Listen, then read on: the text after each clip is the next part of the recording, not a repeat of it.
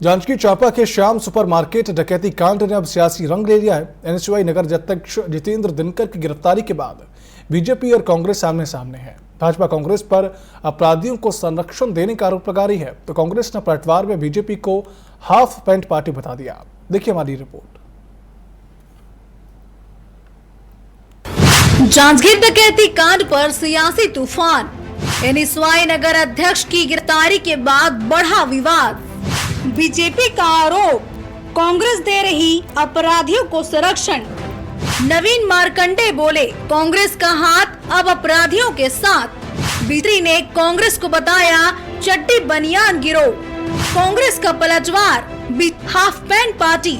विकास उपाध्याय बोले, लाठी डंडे के दम पर दबा रही जनता की आवाज।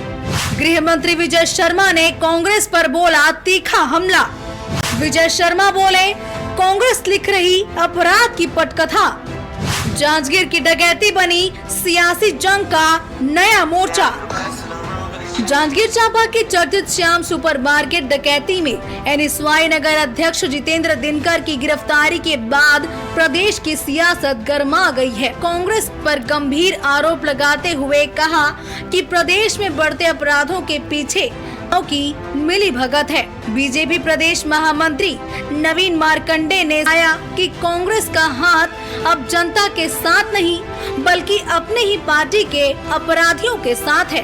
कांग्रेस के नेता तो चड्डी बनियान गिरोह जैसे बन गए हैं। अपराधियों को संरक्षण देकर राजनीति का अपराधीकरण कर रहे हैं।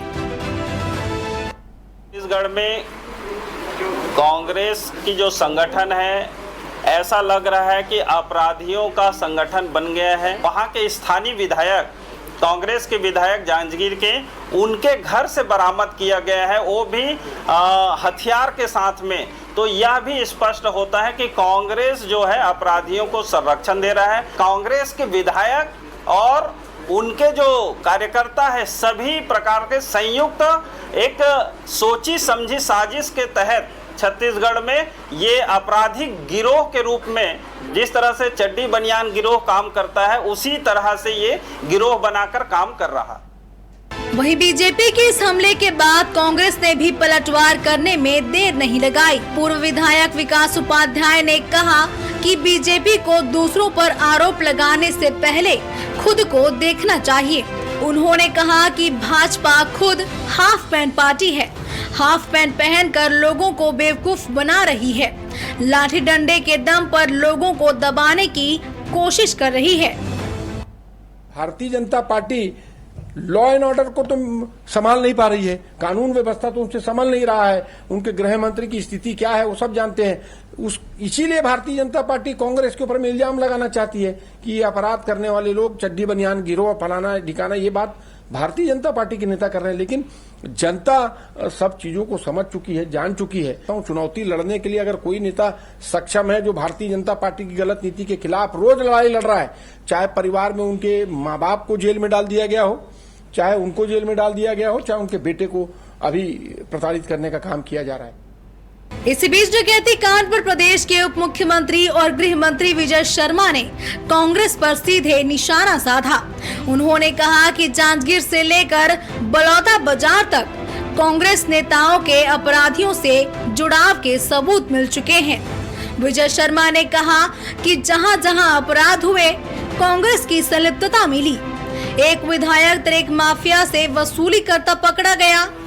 एक विधायक बलौदा बाजार आगजनी कांड में सहभागी रहा। एक विधायक शराब घोटाले में जेल में है।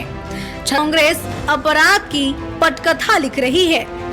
तो एक विधायक जी का ऑडियो वायरल हुआ है, एक विधायक जी के करीबी एनएसयूआई के कुछ नगर अध्यक्ष हैं, उनके वो हथियार के सप्लायर के रूप में सामने आए।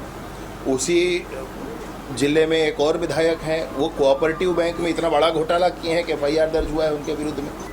इस बात को समझना होगा। और इनकी बात आप कहेंगे तो एक का मैंने आपसे विधायक का बताया जो रेत खदान के लिए सौदेबाजी का विषय है। एक इनके विधायक हैं जो जेल काट कर आए हैं, जिन्होंने कलेक्टर और एसपी के कार्यालय जलाने में सहभागिता निभाई। एक इनके विधायक हैं जो दारू के घोटाले में जेल के अंदर है। कि एक इनके बंधु ढेबर बंधु हैं। जो विभिन्न मामलों में, भाई एक दो नहीं, विभिन्न मामलों में वो जेल में है। एक सहकारी संस्था में गबन के कारण जिन पर FIR हुआ है, ये विधायकों की स्थिति, नेताओं की स्थिति, और उसके बाद ये हिसाब मांगने हैं। जांजगीर की डकैती अब सिर्फ एक आपराधिक मामला नहीं बल्कि प्रदेश की राजनीति का सबसे बड़ा सियासी मुद्दा बन चुकी है। एक और कांग्रेस सफाई दे रही है तो दूसरी ओर बीजेपी हर मोर्चे पर हमलावर है। अब देखना होगा कि इस डकैती के पीछे की सच्चाई क्या निकलती है। Bureau report TV24।